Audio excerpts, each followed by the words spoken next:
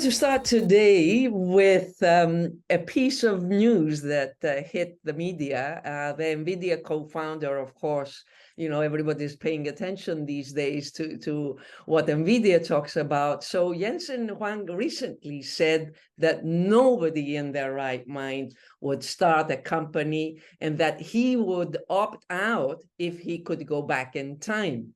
Nektarios, welcome. And as you are a 4 times founder, are you in your right mind?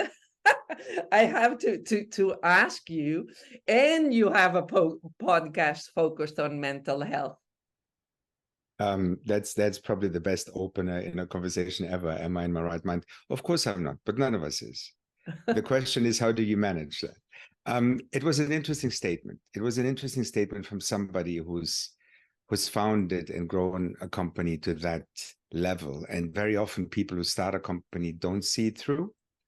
The company might grow, but they might no longer be involved. So it's quite a rarity for a founder to be leading the company for a while. But ultimately, the question that you're asking is, why do people do that when they know it's difficult? And there is an element here where you need to have an element of crazy to start a company, right? So yeah, is this a good answer? It is a good answer, but you and I know your passion. You always find ways to bring up this topic of the vulnerability of entrepreneurs, which on the face of it really sounds like an oxymoron, right? Because we have these stereotypes of entrepreneurs as these very courageous risk takers, whatever. They're all these above normal attributes. So was Jensen Huang really alluding to that vulnerability of entrepreneurs? And I know you talk a lot about the fact that they're more prone to mental health issues. Why? So I talk about this because I started something called the Future Farm, which is an awareness-raising platform to advocate for better mental health and entrepreneurship. And we did this because we've seen so many people, especially first-time founders, struggle with their mental health. And to your point, why? It's because people are attracted by the narrative, the success stories, the glitziness of it. There is something about the Silicon Valley kind of paradigm, call it what you like, which just looks amazing. And people are attracted by work hard, party hard, and the potential huge returns. And there's something attached to the lifestyle of it, especially in the last 10 years. But reality is that it is hard. And everybody who goes into this has been told at some point that the chances of you succeeding are next to zero, right? It's minimal. But there's this cognitive dissonance that it's hard, but you think for some reason that you will make it. And this goes back to ultimately the intrinsic motivation of founders. Why do people do this? Is because most entrepreneurs, who, especially the ones who stick it through, really have something to prove. They have some itch, some chip on their shoulder, call it what you like, and that keeps them going. And we had a very interesting conversation with an academic, Professor Ute Stephan from King's College recently, who's done some research, and they're saying that you can be super stressed and super fulfilled at the same time. But because the fulfillment is so strong, you kind of tend to ignore the stress, and the stress is ultimately, in her words, stress is a killer. So there is something around this dissonance, this paradox of holding both things at the same time, which is one of the drivers of business builders, I suppose. Amazing. I mean, what you said, holding both, and I guess not being aware of how the stressor is impacting you or affecting you, and so on. I mean, you're a fintech veteran. If we had to put a vertical on the entrepreneurship that you've been involved in. And I mean, fintech is all about the digital transformation or the digitization of financial services. And I think of it as digital and customer centricity that doesn't exist, in traditional financial services, as a duo that's inseparable, thanks to fintech. Now, is it true that the CEOs of these fintechs and all these digital innovators are ignoring their mental health and their team's mental health in the name of customer centricity? And when I say this, I bring to mind the extreme entrepreneur. That's not even a fintech entrepreneur, but Elon Musk sleeping in the Twitter headquarters and threatening his employees to stay there 24 hours and so on. Efi, this can go down so many different avenues. Let's focus on the actual question. Look, you can call it customer centricity, but ultimately there is a bigger thing behind this, which is the people who are building businesses usually are driven by solving a problem. And it's solving a problem that other people can't solve in the same way. So in financial services, it is digitization. And if you build a startup, a tech startup, especially like a scalable venture backable startup from scratch, you do this by focusing on your customers' needs extremely. So there is an element of extreme customer centricity here. But the reason people neglect their mental health and their team's mental health is really not so much that. It's the fact that people follow the business needs and neglect the fact that in order for the business to survive, they need to look after themselves. And maybe we can draw some parallels to the corporate world, where people very often become managers because they do a thing well, rather than them being particularly equipped to manage people. In the same way, you have people starting businesses, especially again, first-time founders, because they had a great idea, because they understand the numbers, or because they're great technologists, but they're not necessarily equipped to lead. And this makes it really interesting, because if you don't have an understanding about your own leadership capabilities, if you don't have the self-awareness about where you need to take it slow because you're suffering, and if you don't look after yourself, then how can you develop a mindset that allows you to care about the mental health of your employees? COVID has changed it a little bit, because this is where people really realize that they're struggling. And that changed the way people look at their teams as well. But the reality is that the motivation of an entrepreneur is usually driven by something very different. And therefore, a lot of startups are building culture, in inverted commas, that is really not looking after people. And then you can bring back Elon Musk to see what the culture in Twitter/X is, right? Yeah. And also, when I think and look at certain grown-up fintechs, I see a business culture more in terms of how, they treat the teams and the people, that is not that different or, superior, if you want, if there's such thing, than the incumbents or others. Well, without naming names, if you look at some of the big success stories of fintech companies in the UK, there are, I think, an interesting way to look at what is culture in these organizations. And to me, this is also linked, how do people care about the mental health and the overall well-being of the employees, is to look at turnover numbers. There are some very successful companies where you don't speak to the same person twice because people don't stay long. And then you've got other very successful companies where people who've been, the company's been around for, I don't know, 10, 12 years. People have been around for a long time. And this is a reflection of the founders ultimately building companies that care about the overall well-being of their employees. Yeah. Nektarios, what is the role of VCs and investors, and even, to put you on the spot, accelerators and incubators in this mental health, conundrum, if you want?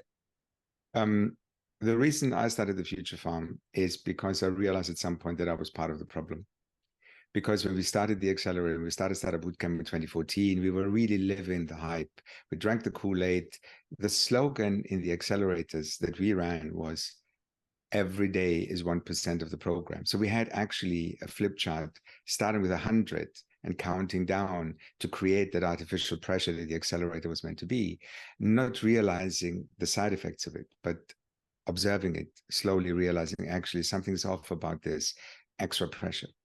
When we started the Future Farm, we actually looked around, started talking to friends, VCs, people in the ecosystem to get a sense of how do they look at this. And it was shocking. So we're talking about 4 years ago, pre-pandemic, shocking to talk to VCs who literally verbatim said, I don't care. I don't care if a startup fails because the founder fails, their words, then the business wasn't meant to succeed. But then you also found some VCs who recognize that if actually see that they have a role in supporting or giving people permission to do things, that this might actually help the business go through a difficult period and will succeed. So, but very, very small numbers. And I think generally still the mindset is that the VCs don't really have to do much about this, but reality is that most companies that we talk to, the moment things got really difficult is the first time they got venture investment. The first time they had a VC breathing down their necks. So they do play a role. And we see increasingly organizations recognize that role. But as with many things, we're already risking that it flips to tick box exercises and lip service and signing pledges without necessarily genuinely figuring out what is the best way to address this based on the organizational ethos and the remit, etc. Was this an answer to your question? It does answer to the question. So what kind of solutions are out there to support this problem? And of course we could, talk about this for hours, but give us an idea. So we actually shy away from talking about solutions. Okay. And what I like to leave people with is that in order to find the right solution, you need to start with introspection. In the podcast that we run, we invite founders to give us their story, quite raw, quite vulnerably, to tell us what were the mental health symptoms, signs that they've seen, which were the signals that they ignored, how did they hit rock bottom, and how did they get better? Just to give people a sense of there are some parallels. Maybe they recognize themselves in this, but also everybody's journey is different also to come out of this. If somebody's really in the middle of a really big mental health challenge at the moment, it's really difficult to shake somebody out of it because that level of introspection is missing. So we try to get people to, we try to make it snappy with 3 S's. The first one is self-awareness. So you need to find mechanisms for introspection. This could be anything. It could be journaling, could be talking to somebody, but something that actually gets you to the point where you give yourself permission to acknowledge that actually I'm struggling. The second thing is another S, which is sharing. Talk to people. One of the things we've seen is that entrepreneurs have this real gift to isolate themselves from everybody around them. When you talk to them, they talk about loneliness, but they are struggling to acknowledge that they actually contributed to that loneliness because the business comes first, friends come second, social context comes second, family comes second. And at some point, even life partners do not want to listen to what happened at work today again, because it becomes a bit repetitive. The third thing that we like to leave people with is small steps. Because as entrepreneurs, it's usually the tendency to fix it quickly and to boil the ocean, just give me one thing. But it's literally, if you neglect your physical exercise, go for a walk. And maybe the next day you do a little bit more. But start small, don't try everything at once. There are a multitude of things you can do to get better. And it really depends on where you are in your life, how comfortable you are. So it's difficult to give a blanket, simple answer, but it all starts with self-awareness. And I want to thank you, Nektaria, because this is an issue I'm hearing from advisors on boards, on big companies, that essentially they're also entrepreneurs, the leaders of companies today, because of all the advanced technologies, because of the pressures of innovation, because of the uncertainties, and at the macroeconomic level, at the geopolitical level, and so on. So there's a lot for them to learn. Although we're talking about entrepreneurs, anybody in a leading position, I think, can relate to what we are talking to. And on that note, I want to say a couple of things about your journey and give you that opportunity for our listeners that don't know you very well. You are a fintech veteran, so most fintech people will know about you, you know, at least from 2014 with as a co-founder and CEO of Startup Bootcamp, and your podcast that you already mentioned, which I will share with our listeners, that's been running, I believe, for 2 or 3 years. You're an advisor to several fintechs. I must also mention your recent recognition from Innovate Finance in their inaugural Pride in Fintech Power List.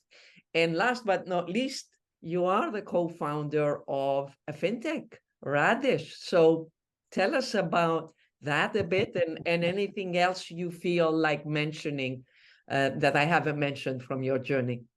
It's kind of funny, the older you get, the just longer the list gets because you've been around for longer. I find it always funny. Look, thank you for this. I fell into all of this. I didn't choose to become an entrepreneur. And InnoTribe was the departure point with the startup competition. And then Startup Bootcamp was something that I had to do myself because nobody else would do it the way I wanted it. I sort of retired at the end of 2018.